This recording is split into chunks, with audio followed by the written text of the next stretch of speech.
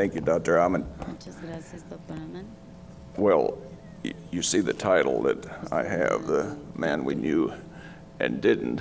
I think, as I anticipated, Roger Rom did a good job of Roger Rom covering that hizo un buen trabajo cubriendo topic. este tema. And in fact, many of you could be making this presentation. Podrían estar dando esa In fact, presentación. I think it would be good for the audience to know, raise your hand if you worked directly with Borlaug. How many people are here that worked directly with him? Quite a few. And how many of you are here who worked with him before he retired, back in the, good old days? There they are. So if you want to know more, if you want to know what, TS means and BS means, why, talk to one of those guys. I explained it to Roger Rom, as I recall, when he arrived here. So, one thing that hasn't been emphasized enough this morning, I think, is that Dr. Borlaug loved Mexico, and he loved the farmers of this valley. It was a true love, and you heard Jeannie the other day. When we brought him back, you could just see him light up, and all that feeling between him and the farmers was mutual, and it still is. They felt the genuine nature of the man, and they responded by helping him in every way possible. So what you saw out there yesterday is an outcome of that relationship. So Borlaug was honest and transparent, and everybody knew what he thought. So I want to use this time today not to reminisce, but to tell you what I believe he would think about some of the important issues today. He was what I call a man on message, and I want to encourage us all to follow in his footsteps. So, the current debate about biotech crops is really in many ways reminiscent of what the situation was back when Borlaug was trying to bring on the Green Revolution varieties.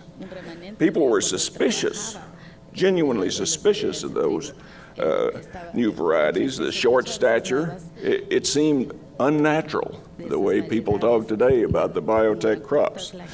But of course, we all know they resulted in dramatically improved yields and saved millions and millions of lives.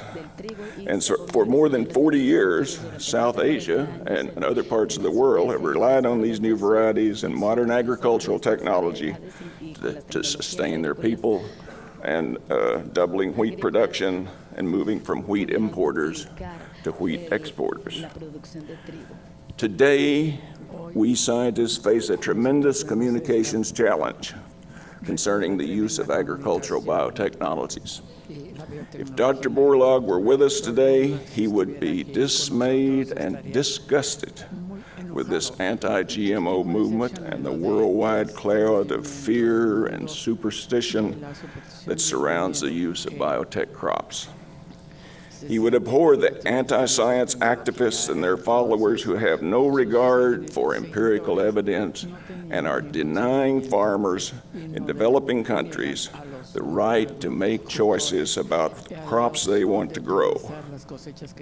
Most of all, he would not want science to bypass the resource-poor, smallholder farmers in developing countries for whom modern agricultural technologies can mean the difference between food and famine.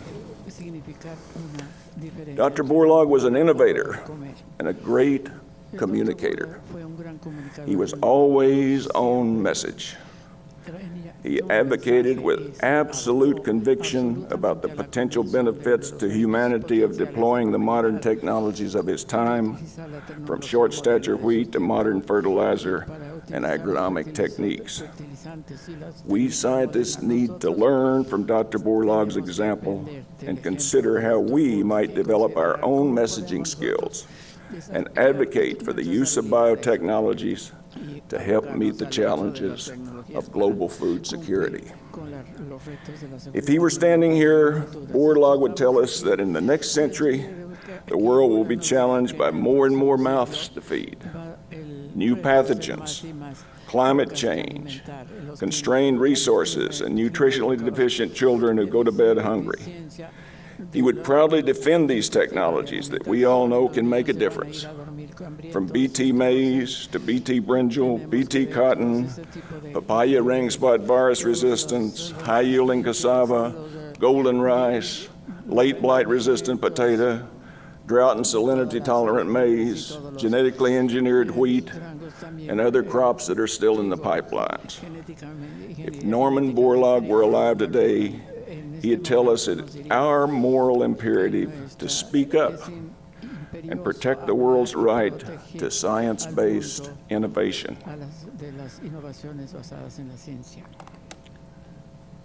He would want us to debate our critics, lobby politicians, engage public policymakers, and stand strong before the opposition. Norman Borlaug spent a lifetime being on message, and he would encourage us to be the same. If we do otherwise, we risk setting the world back 50 years. In 2013, we celebrated 50 years of Borlaug in India. Many of the participants here at the Wheat Summit were also present there in India last year. Borlaug came to India in 1963 at the invitation of Agricultural Minister Subramanian.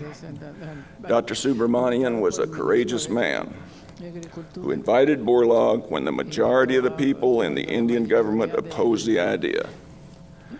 The communists at the time claimed that Borlaug was an American who was opening the door to big business with the objective of selling seed and fertilizer to India. But Borlaug did not waver before the naysayers and the policymakers. He had a clear message for Subramanian and all who wanted to hear. Wheat seed and fertilizer had to be imported or famine was inevitable. Subramanian listened, and we all know the outcome. Dr. Borlaug truly despised what he called, quote, the constant pessimism and scaremongering that was as common then as it is now. He bemoaned what he called bureaucratic chaos, resistance from local seed breeders, and centuries of farmers' customs, habits, and superstitions. Through it all, however, he remained on message. Responding to those preaching danger, Dr. Borlaug provided one of my favorite responses. If we could get a gene from rice, because rice does not suffer from rust, and then use it to protect other crops that suffer from rust like wheat, that would be a big revolution, and that would not be dangerous to human health in any way. Speaking in Nairobi in the year 2000, not long after UG99 was discovered, Borlaug told it like it was and still is. We need more investments in agriculture, he said. We must stop looking at agriculture as a donkey's profession. He pleaded with African leaders to embrace modern technology. He said, quote, the so-called GMOs can play a very vital role in people's lives. However, this must be accompanied by political goodwill, because technology alone cannot survive without decisive support. Borlaug has been called a practical humanitarian. He realized that he and his colleagues had achieved what he called a temporary success in man's war against hunger and deprivation. He understood the challenge of the, quote, population monster, but he was not discouraged by it. As we are challenged by the social ills of today's world, as we experience the pressure of climate change, let us face the reality that while our science is sound, it also sounds suspicious to many of its potential beneficiaries.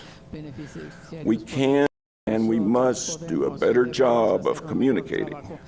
We must be men and women on message, as was Borlaug, drawing on our conviction and sharing it with the world. As I was working on this speech, the Olympic Games were wrapping up in Sochi, Russia. They reminded me that Borlaug was a trained athlete, competitive, determined, and aware of the need for teamwork. As we celebrate his 100th birthday, let us build on the best of Borlaug and, as he always said, keep the herd together. Let us expand on the legacy of this great man that we all cherished and make the world an even better place than it was just 5 short years ago when Dr. Borlaug left us.